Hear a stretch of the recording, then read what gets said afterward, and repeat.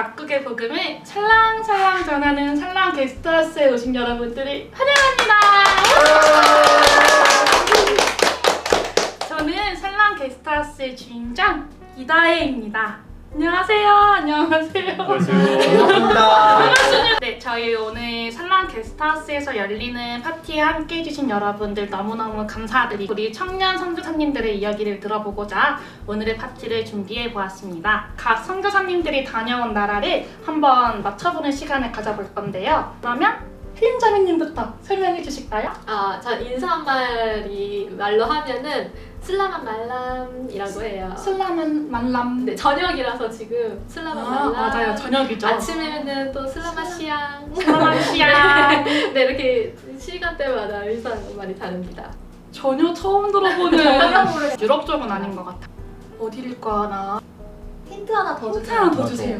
그 나라의 특산물이 특산물이 아니고 악기입니다. 대표 악기를 가져왔습니다. 악기요? 네. 악기 모양이에요. 악기 모형이에요. 오. 목걸이인데 보고 어떤 싶습니다. 네, 악기예요? 기념품입니다. 이게 이렇게 흔들면은 띠리리리리 또르르르 하면서 하면서 소리가 납니다. 근데 이거는 나진 않습니다. 데모이기 네. 때문에. 네. 모형일 뿐이라서. 이런 계열일 것 같은데요? 맞나요? 이거 계열 플러스 뭐가 또 있습니다. 어? 시간이 있습니다. 시간. 네, 시간. 혹시 네. 인도 메시아? 메시아? 너무 부끄럽지만. 인도네시아에 예. 다녀오셨군요. 예. 그러면 두 분이 같이 다녀오신 거예요? 네, 저희 부부입니다. 네. 부부시구나. 여러분 살랑 게스트하우스에 부부 손님이 오셨어요.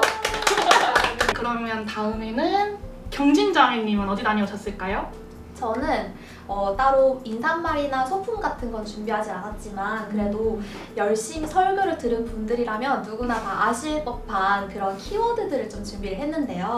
큰일 났네. 네, 다 들키는 거예요. 그래서. 에베소, 에베소, 서머나, 서머나, 버가모 버가모. 이 7교회가 위치한 곳은 어디일까요? 어디일까요? 성지순례를 많이 가는 어디일까요? 아시아 중에 작은. 아시아 중에 네. 작은 그렇습니다. 작은 아시아. 소아시아. 작은 아시아, 네. 소아시아.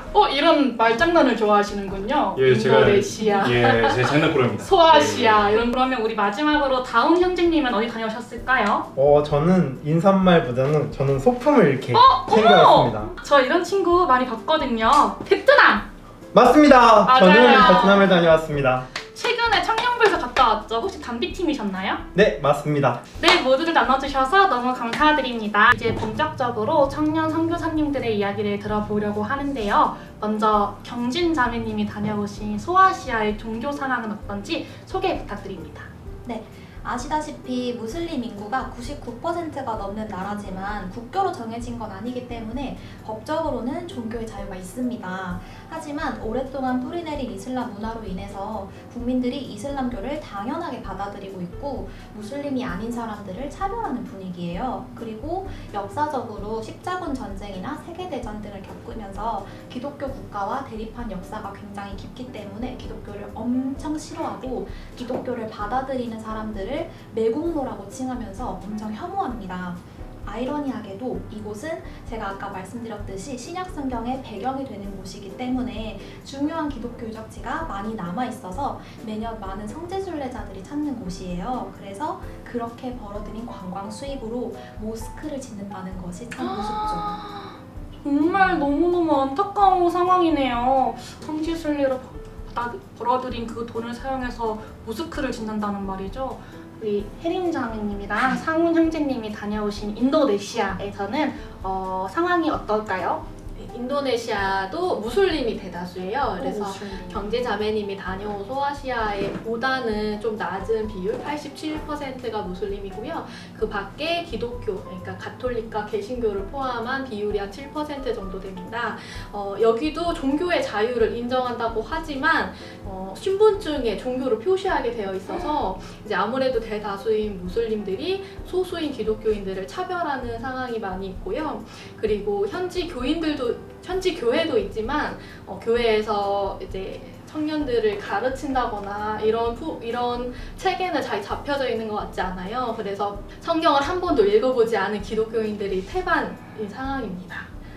네, 답변 감사드립니다. 그러면은 가장 최근에 선교를 다녀오신 우리 다운 형제님도 어떤 이유로 선교지에 가게 되었는지 혹시 이유를 설명해 주실 수 있으실까요? 저는 하나님을 인격적으로 만나고 나서 하나님께서 저에게 봉사하고 헌신하며 받은 사랑만큼 베풀고 낮은 자리에서 헌신하라는 마음을 주시면서 선교에 대한 마음이 생겼던 것 같습니다. 상훈 형제님은 왜 인도네시아 선교를 떠나셨나요? 2018년으로 돌아갑니다. 2018년으로 돌아갑니다. 2018년으로 돌아가서 제가 그 당시에 인턴십을 하고 있었을 때였어요. 그 당시에 11조 생활을 하지 않았습니다. 그래서 그런 건지 모르겠지만 그때 당시 저희 아버지가 좀 사기를 당하셨어요. 그래서 제 딴에는 그게 내가 11조를 하지 않았기 때문에 사기를 당하지 않았나라는 생각이 들었습니다. 그래서 이제 11조 생활을 해야겠다라고 생각을 했는데 근데 11조 그냥 헌금만 하면 됐는데 제가 또 이메일에다가 어떤 내용들을 적었더라고요. 제가 이러이러한 상황을 겪었고 내가 그래서 선교사님께 헌금을 합니다 라는 내용으로 이메일을 전달을 했습니다. 목요 예배를 하고 계신데 그 예배에 저희가 줌으로 참여를 했습니다. 그러던 와중에 이제 그 줌 예배에 그 제가 후원했던 선교사님도 같이 계셨던 거예요. 그래서 그 예배가 끝나고 나서 이제 선교사님이 갑자기 이제 제 아내에게 보이스톡을 하신 거예요. 그래서 내가 그 상훈 형제를 봤다. 그 줌 화면에서 상훈 형제를 봤는데 연락을 할 수 있겠냐? 라고 말씀하셨고 제가 2018년에 보냈던 그 메일 내용을 아직도 기억하고 계신다고 하더라고요. 그래서 그때의 그 이메일이 너무나 힘이 되었고 너무 감사했다. 그래서 시간이 되면 놀러 와라. 작년에 그렇게 다녀오게 됐고 그리고 나서 올해 같은 경우에는 작년에 선교사님께서 한 번 더 왔으면 좋겠다 라고 말씀하셔서 이왕 가는 거 선교 활동을 좀 해보자 라는 마음을 갖고 인도네시아에 다녀오게 되었습니다. 그러셨군요. 되게 길고 너무 예쁜 스토리예요. 사실 사기당한 건 좀 마음이 아프지만 그 다음부터 너무너무 네. 그러면 인도네시아에서는 어떤 사역을 진행하셨나요? 저희가 크게 세 가지로 나눠서 말씀드릴 수 있을 것 같은데요. 먼저는 선교사님이 소망센터에서 소망 유치원을 운영을 하고 있어요. 그래서 그 아이들이 7월 한 달 동안은 방학 기간이에요. 그래서 저희가 방학 중 프로그램으로 반나절 동안 아이들이랑 놀아주는 물감놀이나 체육놀이, 쿠키 만들기 이런 것들 진행을 했고요. 그리고 학부모님들에게 마스크팩이나 한국 과자들을 좀 전달해드리고 그래서 그분들이 좀 한국인들, 외국인들 그리고 기독교인들에 대해서 좀 더 마음을 열릴 수 있도록 그런 시간을 가졌고 두 번째로는 유치원에서 자원봉사를 해주고 있는 무슬림 대학생들이 있어요. 너무나도 감사하죠. 종교가 다른데도 선교사님이 자기네 동네에 와서 어려운 아이들을 가르쳐주는 게 너무나 고맙다고 자원봉사를 자진해서 하는 친구들이 있어요. 그래서 그 친구들이랑 교제하면서 서로의 문화를 또 이해를 하고 그리고 작년에 또 만났던 친구들을 올해 다시 한번 만나서 좀 더 깊은 교제를 나누고 또 이제 자존감이 낮고 이제 생활에 좀 어려움이 있고 이런 친구들한테도 기도도 해주고 또 현지 친구들 집에 방문을 해서 또 교제도 하고 그런 시간을 가졌습니다. 네, 그리고 마지막으로는 한국에서 이제 헌옷들을 좀 가져가서 마을 주민들한테 바자회를 열었어요. 그래서 그 기금으로 유치원 운영도 하고 또 이제 바자회 하면서 얼굴도 트고 그래서 우리 이렇게 운영을 해요 하고 유치원 홍보도 하고 그런 시간들을 가졌습니다.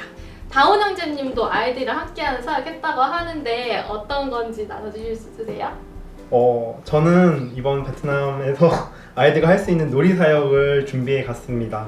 먼저 첫 번째로 저희가 준비한 건 먼저 아이들과 놀 수 있는 비눗방울 이제 놀이를 준비를 했었는데 그 안에서 저희가 정말 한국에서는 어떻게 보면 정말 쉬운 놀이고 정말 가깝게 할 수 있는 놀이일 수 있지만 베트남에 가면 아이들이 정말 비눗방울 하나만으로도 정말 엄청 즐거워하고 막 모여가지고 이렇게 같이 놀 수 있는 놀이 수단이어가지고 정말 감사했고 그 다음에 두 번째로 준비한 건 이제 좀 저희가 한국에서 이제 준비해가지고 이제 저희가 주 이제 사역이 집짓기였는데 그 집짓기를 하면 그 마을 어린이들이 저희가 외국인 온 것처럼 엄청 즐거워하면서 이제 모여드는데 근데 그 아이들과 레크레이션을 할 수 있는 이제 그런 준비를 하면서 갔는데 좀 아쉬웠던 거는 이제 그 레크레이션을 준비를 해갔지만 아이들이 많이 오거나 너무 오지 않다 보니 이제 그 레크레이션을 하지 못해 좀 아쉬웠던 것 같습니다. 그래도 정말 귀한 사역들 너무 잘 감당하고 오셨네요. 그 시간들을 통해서 하나님의 사랑이 정말 가득 전해졌을 것 같습니다.